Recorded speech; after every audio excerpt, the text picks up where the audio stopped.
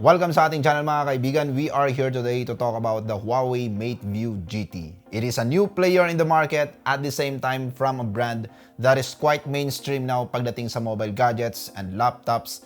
Pero still, pagdating sa PC community, they are still a new player. Kaya naman I set my standard so low dahil ayaw kong masyadong mag-expect. Especially that there are lots of good details posted sa kanilang product page. And yet, ayun nga, in most cases, pag new player ang isang brand, most of the time, kung anong nakalagay na specification is not what we really have on actual. With that being said, let's check the pros and cons of this monitor. And for more videos like this, feel free to subscribe.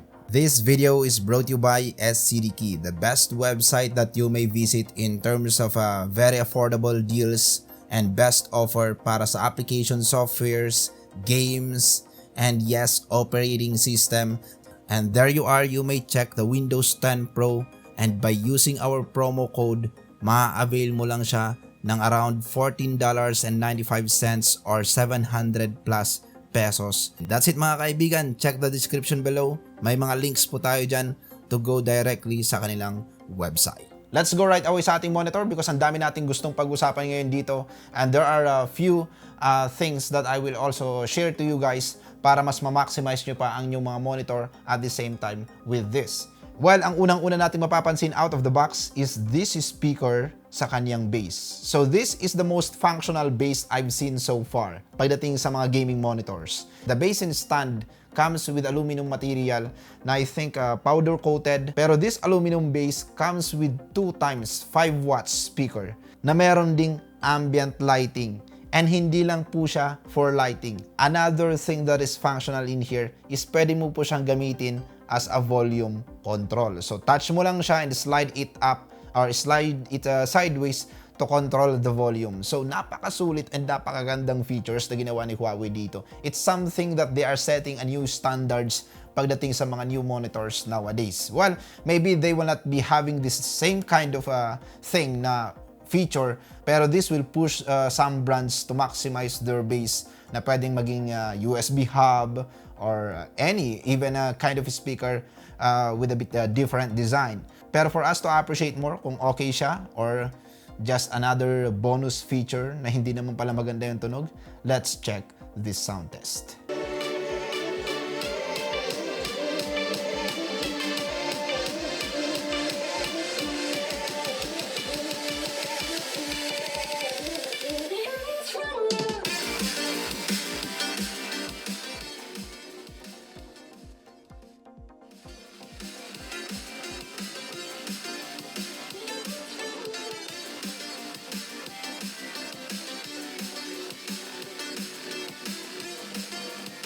There you have the sound test, and it's really good, more than enough as a speaker. The sound clarity is better than those cheap speakers out there. At the same time, nagkaroon siguro ng added impact din dahil nga po solid material yung kanyang case. It's an aluminum, it's not a plastic. So compared to other cheap speakers that comes with just plastic material as the case, talagang malayo yung tunog niya. Even na hindi or mid-range lang na speaker yung gagamitin, that case can really deliver a lot pagdating sa magiging overall output ng sounds. Now moving on sa ating mismong monitor, there you have that back view is so minimalist. It's not the usual gaming monitors na daming kumbaga accent, korte, or kind of busy. This one is quite very minimalist. So it's like an office monitor, pero nowadays that things are shifting na most of the consumers, some enthusiasts, are going to the point na okay, mas gusto namin yung case na dapat sana minimal lang siya, walang kung ano-anong mga design or kind of transformer look. Now, this is kind of a good thing that you may also consider na monitor dahil pwede siyang bumagay or mati-tailor mo siya together with your system unit na minimalist din yung kanyang design. Out of the box, tool-free po yung design, and yung kanyang mounting system is sobrang hassle-free. I-snap mo lang siya and that's it.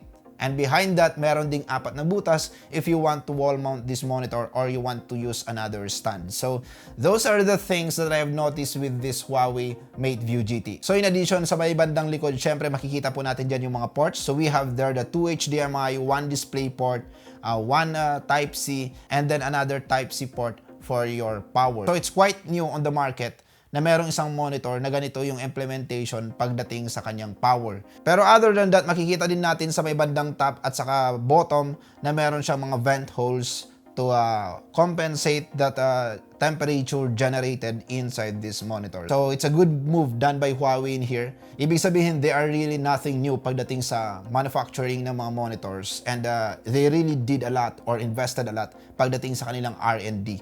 Those are, kumbaga, minor details or minor features that most of the monitors must have. Pero sometimes, there are even mainstream brands that forget na maglagay ng mga ganong vent holes or new players in the market. And speaking about bottom side, nandito rin yung kanyang joystick, and there you have the Osd Menu. Wow, I'm impressed. Pero, bakit? Bakit yan lang yung OSD options natin? Well, the primary things na kailangan naman natin to control or customize our monitor is nandyan naman po.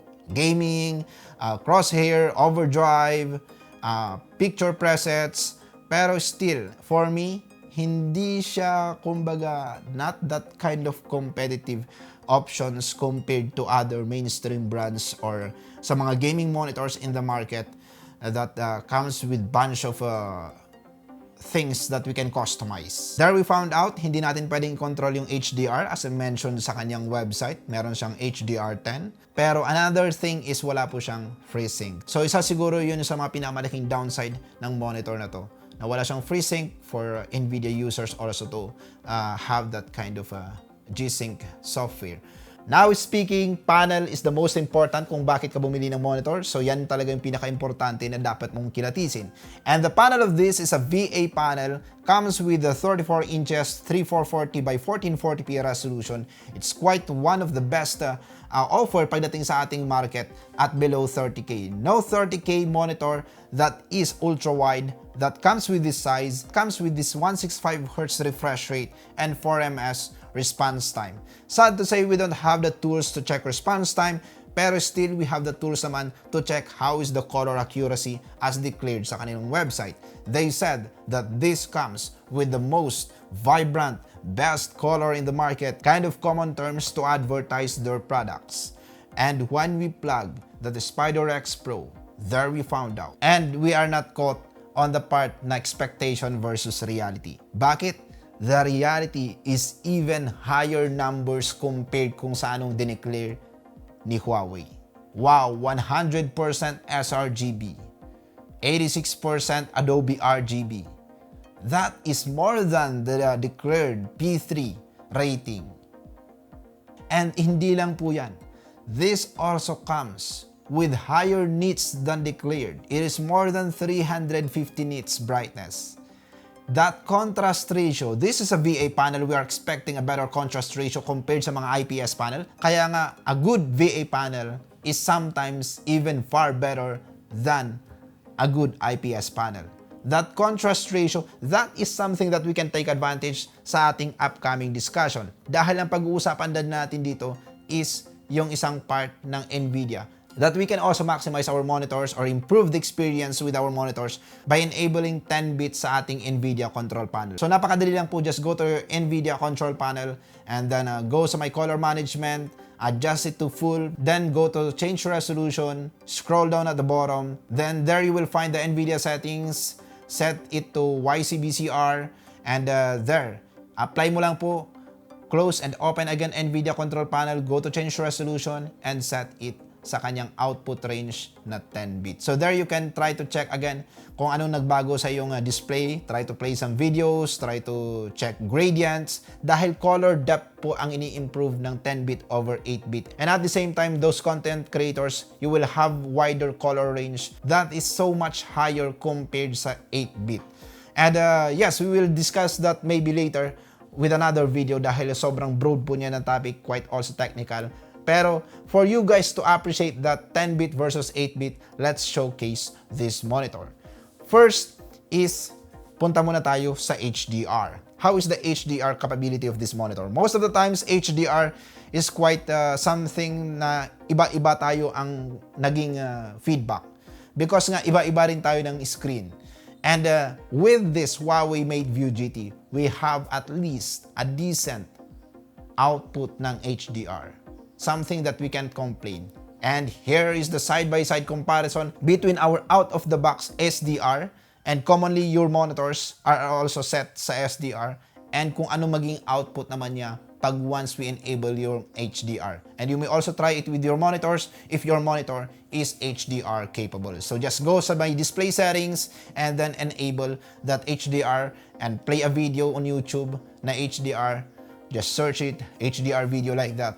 There you will find if okay yung monitor mo to play those videos. Makikita mo rin naman na kung sakaling hindi po talaga HDR capable yung monitor mo, it's either sobrang wash out, bright, sobrang dark, or kind of hindi mo siya ma-appreciate or mas pangit siya kung side by side compare mo din siya with an SDR content. By the way, always make sure that when you run a video or content or a game on HDR, dapat din nakaset din yung mismong video sa YouTube as HDR or yung mismong game sa settings niya as HDR. Just refresh the video on YouTube kung sigurado kang HDR yung video and magpapakita po sa kanyang custom resolution, yung mga change resolutions niya. Instead po na HD, 4K HD, ang magpapakita po dyan is 4K HDR. Ganun po yung magpapakita if in case na enable mo po yung HDR. So ayun po, mabilisan lang po. Since broad din ang pag-usapan ng HDR and it's quite complicated, the common or basic thing na magagawa ng isang HDR is mas magiging dark yung dark, mas magiging bright yung light colors. So as you can see in here sa ating side-by-side comparison, we have here 3 colors, red, blue, and yellow. Mapapansin nyo na yung yellow, nagkakaroon siya ngayon ng white part sa gitna dahil nga merong lightings. Mapapansin nyo rin naman po yan sa may gray area, sa may bandang gilid, na merong nagre-reflect na lightings. So medyo whitish somewhere in the middle. And that will be also with the red. Makikita nyo na from the middle part towards the edge, from bright red to dark red. Same with the blue. With SDR content, parang flat lang siya. Kung anong kulay ng red sa gitna, yan din yung kulay ng red sa may bandang edge. Pero mapapansin mo naman na yung gray area niya is gradient naman siya. Yun nga lang, hindi solid black yung mismong kung saan may part na shadow. Unlike with the HDR na gradient talaga. And that can also be compared in reality by, kumbaga, kung mayroon kayong flashlight, tutok nyo yan sa inyong mga side panel na black, and there you will find out kung ano yung gusto kong sabihin. Dahil ang hirap din pong ipakita sa mismong video. Pero the real intention of HDR is for us to have the look, kung ano talagang gustong i-deliver sa atin nung content creator ng video. At the same time, in gaming, yung mga game developers. Ano talaga yung gusto nilang ipakita sa atin? The short word is a more natural looking, a more realistic looking video or gameplay. Yun na po ang quick explanation. It's quite broad topic, so we'll just skip that again and pag-usapan na lang natin some other time. And then another thing is that 10-bit and 8-bit. To maximize that HDR capability is to have that higher or better color depth. And magagawa po natin yan by setting that Nvidia settings na pinakita ko po kanina. And at the same time, eto po yung ating side-by-side comparison ng 10-bit versus 8-bit. Yes, it's very hard to distinguish which is which or ano yung difference. Pero if you try to go a bit, kumbaga 1 meter apart sa yung phone or try to, kung TV man yan or monitor, 2 meters, there you will at least distinguish na meron niyang difference. It's just quite hard again na sa ating video due to YouTube compression. Kaya take it with a grain of salt. Pero eto po, ang isa sa mga intention na madi-distinguish nyo in gaming, aside from those content creators in color grading, I know they understand this very well. Alam na nila yung technicalities na ito. Pero in gaming, the part na yung mga shadows, yung mga details na kumbaga mapusyaw, mas makikita mo ngayon at 10-bit. Mas may details kang makikita in between those shadows, especially those part na merong flares ng lightings. Sometimes we are missing some details in there. Or this is the perfect side-by-side comparison. Just look at the road and yung details ng dust. Mas nagpa-pop out dito sa mismong 10-bit over the 8-bit. I don't know if you guys can see that. Hopefully, YouTube will not compromise this video. Pero, ayun. That is how it looks. So, it's up to you guys to try. I shared you the steps and you may do it yourself for you guys to better understand what we are trying to say. If nagawa nyo po and you see a difference, then you may just leave a feedback below. Pero kung hindi, then maybe you can try it with content creation by editing videos or do further research more about 10-bit versus 8-bit. So that's quite very interesting that you should not miss, especially kung isa ka pong content creator. With that being said, are those features something that we can see with Huawei Mateview GT? Yes, of course. Ang ginamit nating monitor to showcase those features is this Huawei Mateview GT.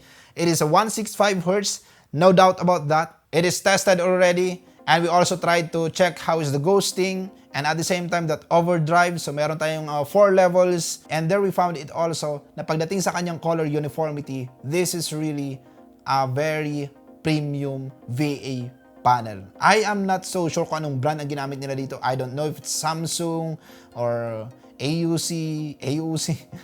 Anyway, ayun, sobrang premium. The color uniformity from the middle part going to the edge, same na same. That is also spotted with the black and gray colors. And sa kanyang black color, tinignan din natin kung meron siyang backlight bleeding. Pero there is a very minimal backlight bleeding. That is a way, kumbaga, compared sa mga worth 30K monitors, I think this is by far the best and the least backlight bleeding that I've seen. And then lastly is of course the downside of VA panel. That is viewing angle. Yes, it's better viewing angle compared sa TN panel, pero viewing angle is always the best thing that you can find with IPS. Pero compensated naman po siya ng ating 1500R curve. So that's way more curved compared sa mga typical monitors at this 30K below price point. Dahil alam nga nila na ang tanging magiging downside lang ng kanilang monitor is viewing angle compared sa mga IPS monitor because it comes with a higher and far higher contrast ratio than IPS, far better brightness than most IPS at this kind of price point. Then, ang ginawa nila is ginawa nilang 1500R yung kanyang curve. So, most of the time that you will observe, if in case nagsishift po kayo ng angle is saturation, medyo nag-iiba, minsan nagiging wash out, pero yun nga, wala naman sigurong nag-e-edit na laging nasa side. Kadalasan naman tayo, pag nakasaharap naman tayo ng monitor is sa mismong gitna, di ba? So, viewing angle is not that kind of a big deal. Now, wrap up lang po tayo for my final words. This is a monitor that comes with some minor concerns pagdating sa features like OSD, clocks features, concern pagdating sa AMD FREESync, kahit paano sana dapat AMD FREESync na to dahil 2021 na po. Pero, yun nga, nabawi naman po siya or bawing-bawi naman po siya pagdating sa kanyang panel that high refresh rate, that response time that is quite average pero still better than those ultra-wide monitors out there, and that kind of wide color gamut and HDR. If I remember it right, maybe there are monitors that is better than this pero hindi po siya ultra-wide. Or maybe at some point siguro just comes with a better response time. Pero eto na ngayon yung monitor that I think you can consider as a gamer, pero as much as a gamer, you can also consider it as a content creator. It's a good monitor that is quite all around and anybody can have it. Pero that's it. You have the pros and cons. In the end of the day, it's up to you guys if you like it or not. So ayun mga kaibigan, that is Huawei Mateview GT review. And for more videos like this, feel free to subscribe.